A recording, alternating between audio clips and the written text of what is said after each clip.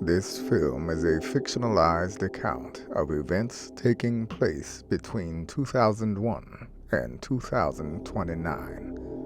This is a work of fiction. Names, characters, businesses, places, events, locales, and incidents are either the products of the author's imagination or used in a fictitious manner. Any resemblance to actual persons, living or dead, or actual events is purely coincidental.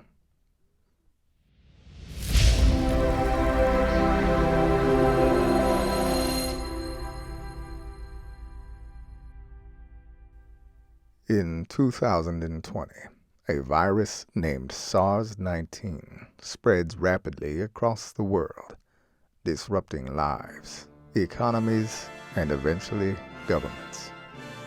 In its aftermath, the world sinks into a deep and severe economic depression, unparalleled in all of modern history. The worst, however, is yet to come. On April 3rd, 2022, a wave of unexplained deaths hits New York City. Over 300,000 people die in less than 24 hours. Only a week later, on April 10th, the CDC announces a new mutation of the virus named SARS-29.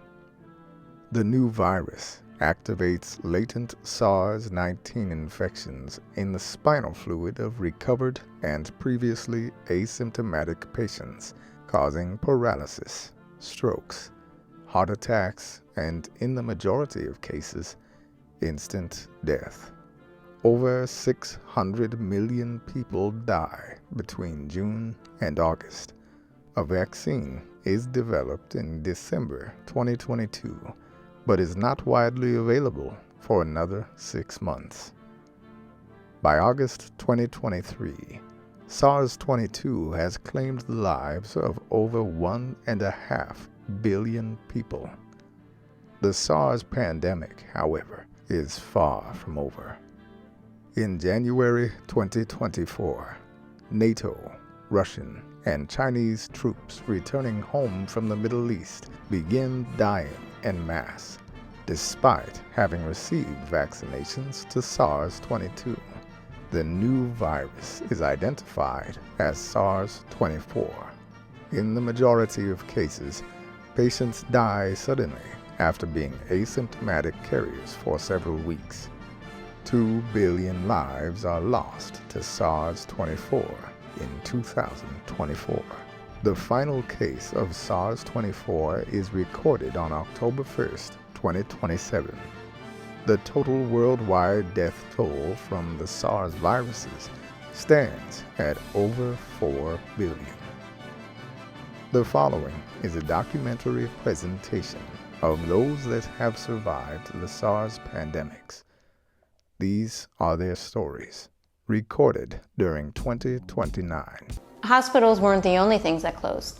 And while mostly everyone was in a state of constant fear regarding SARS-29, a new source of panic emerged in 2022 when prisons were abandoned by their staff and inmates, some of them violent, escaped.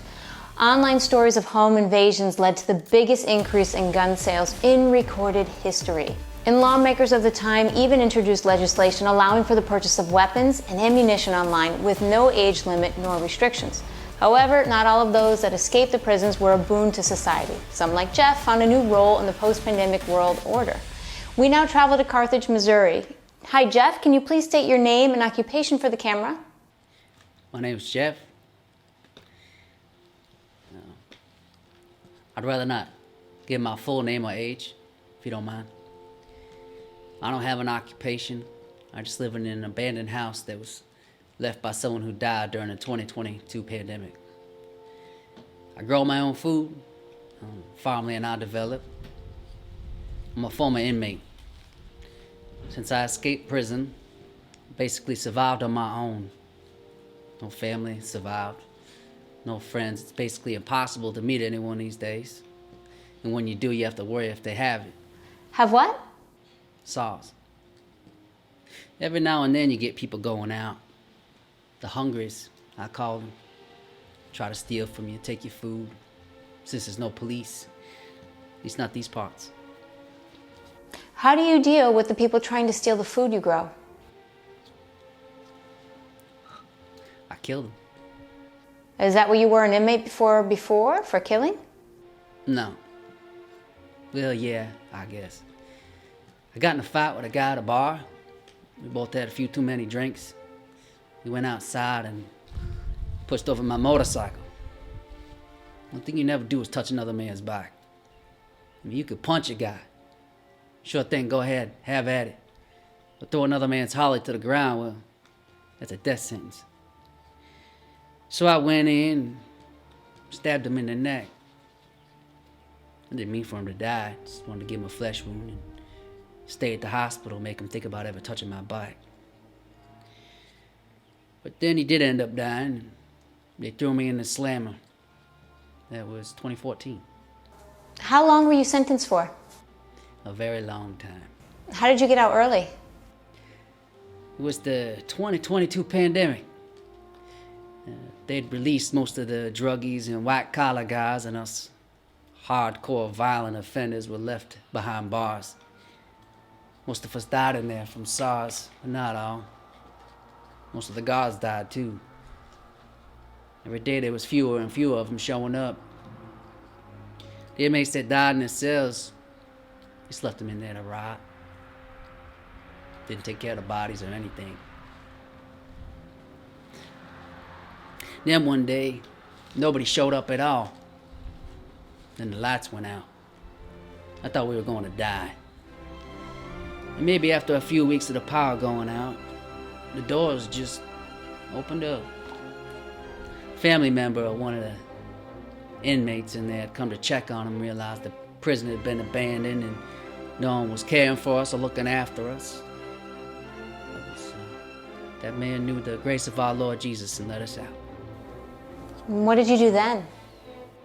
And my first impulse was to leave, go find my old girlfriend, even my mom, but I was very hungry.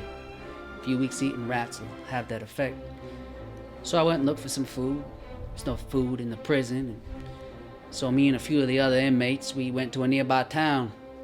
It looked like the town was deserted, so we split up and went into houses. We were really hungry. Did you find anything? No, not that day. But when I met back up with the other inmates, this one guy says, "Jeffrey, I found something better than food." What did he find? He takes me and the guys to this house and opens the door. And there's this lady. He'd assaulted her and killed her. Ate part of her face. She's just lying there in a pool of blood. And blood is everywhere. It's leaking out of her head. Part of her face that wasn't eaten. She looked like she'd seen a ghost. And he just looks at us and smiles, telling us how good it felt. How he kept some leftovers for us. And what did you do? I may have stabbed the guy in the neck, but that was different. This guy had no place in the world. I mean, me and the other inmates, we'd done our time. We changed. But this guy hadn't. So we looked at each other and we knew what we had to do. What did you do? Well, the other guys grabbed him by the arms and took him down, and he screamed and fought and resisted. And I climbed on top of him and grabbed him around the throat. And I strangled that son of a bitch. And I didn't let go till his face turned blue and I knew he was dead. And then we buried that poor lady he murdered, gave her proper burial. And we left his body in that house, burned it down. How did you eventually come to find the house and farmland you now live in? Well, after that, we all split up, went our separate ways. Some went to look for food or family members that may have survived the whole mess or whatnot. And so I headed to Memphis, Tennessee, where my old girlfriend used to live, hoping I'd find a meal or two along the way. And how long did you go without food? Oh, not long.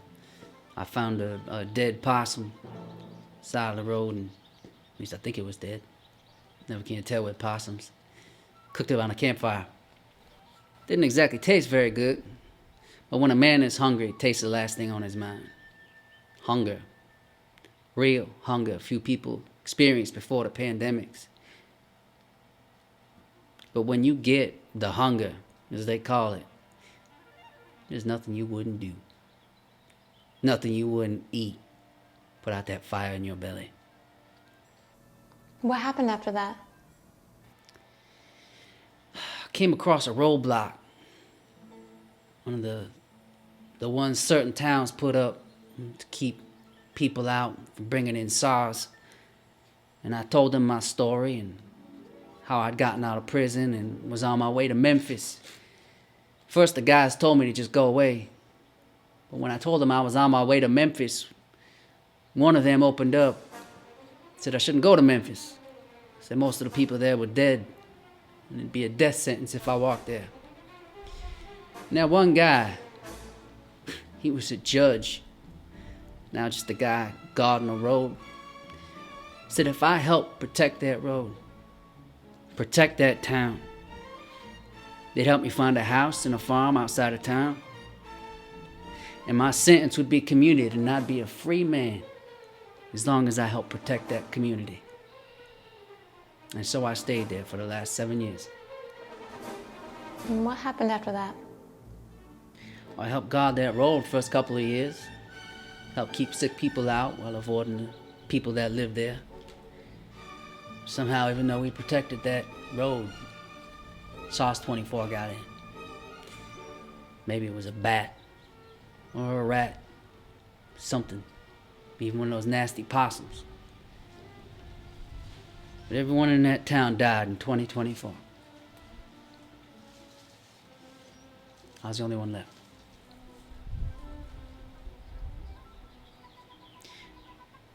I've been here ever since, growing my own crops, keeping them myself. Helps that the power and internet and phones came on last year. It's not the best life.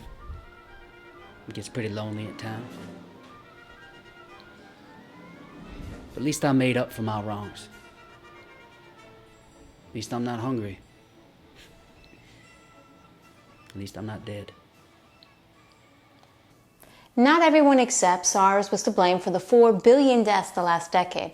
We now cross the ocean to England to speak with one of the scientific community's brightest minds, considered by many to be the next Stephen Hawking. His magnum opus, Black Holes Are Not Black, and They Are Not Holes. They are just flat and taste like pancakes. Topped the bestseller list 2 years in a row.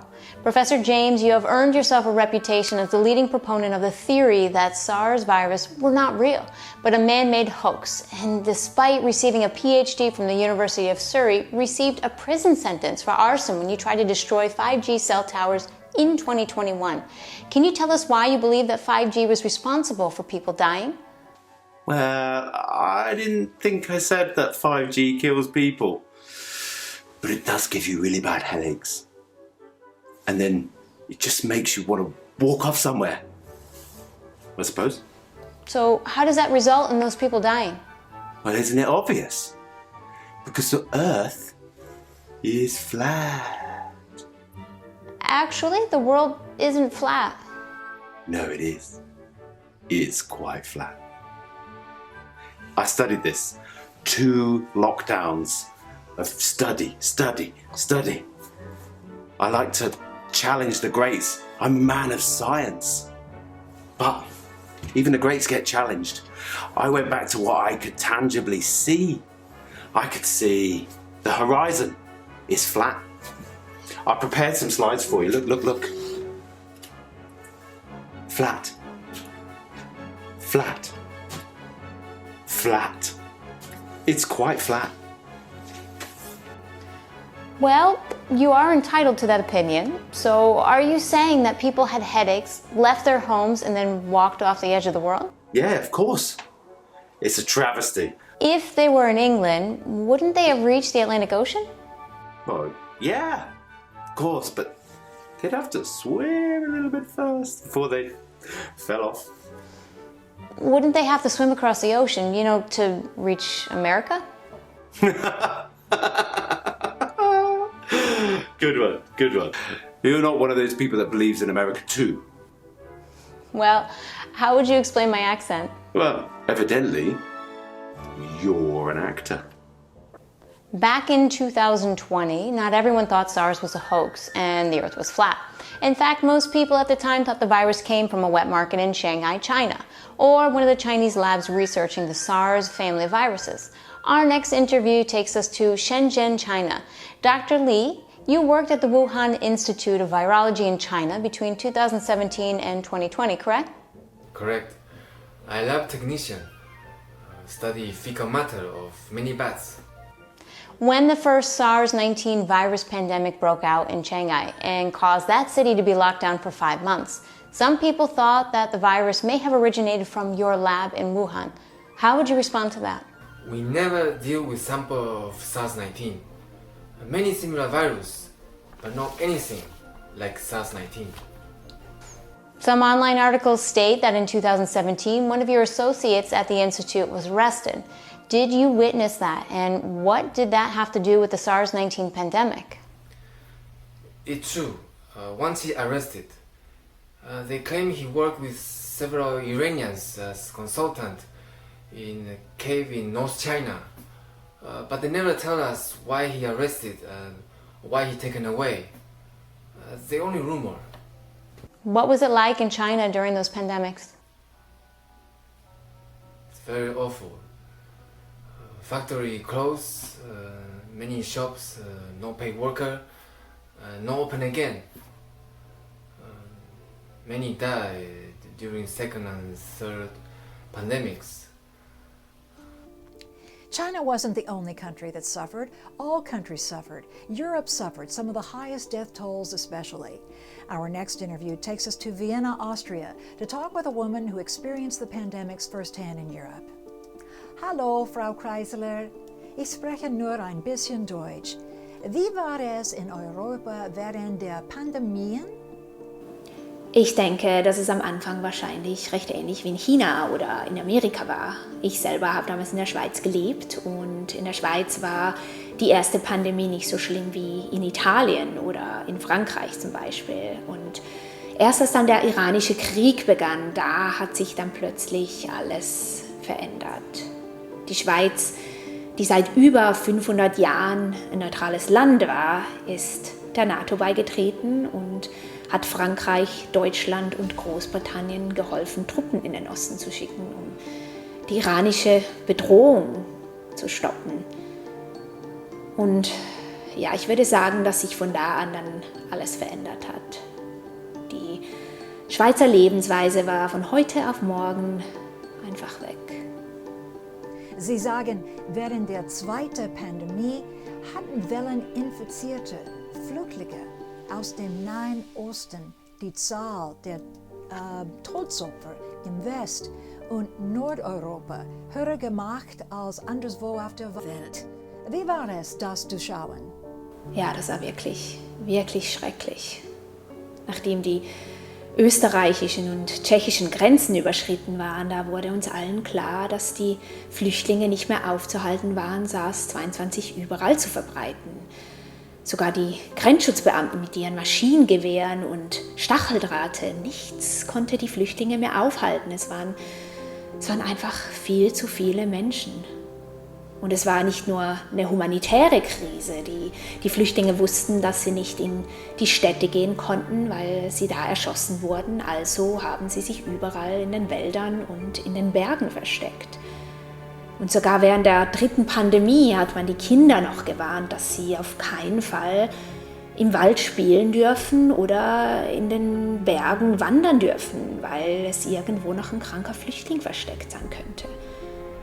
Es wurde wie ein grausames neues Grimm-Märchen mit diesen schrecklichen Flüchtlingsmonstern im Wald, die einem die Kinder und das Leben stehlen könnten, nur weil sie in der Nähe von einem atmen würden. Und ich würde sagen, es war wahrscheinlich auch viel schlimmer als die syrische Flüchtlingskrise davor, weil die meisten Flüchtlinge sind im Winter gestorben. Und sogar heute noch haben die Menschen Angst, im Winter in den Alpen Ski zu fahren, weil irgendwo es noch Leichen geben könnte, die SARS-24 und SARS-22 noch heute verbreiten würden. Es ist wirklich eine schreckliche Situation. Wie haben Sie die Pandemien überlebt? Ich war 27, als meine Eltern während der zweiten Pandemie gestorben sind.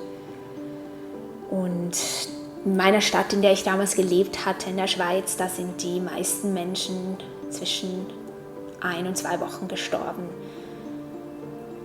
Und ich hatte einen Verwandten in der Stadt.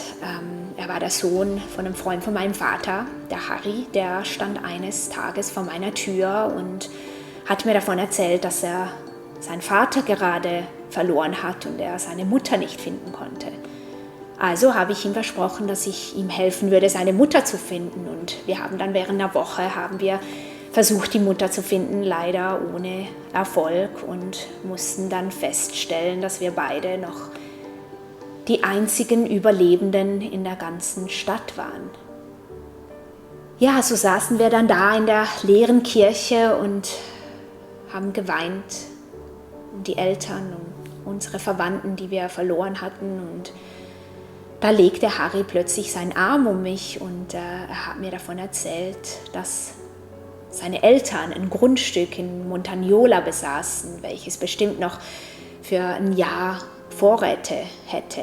Und so haben wir dann beschlossen, nach Montagnola zu gehen, um die Pandemie abzuwarten.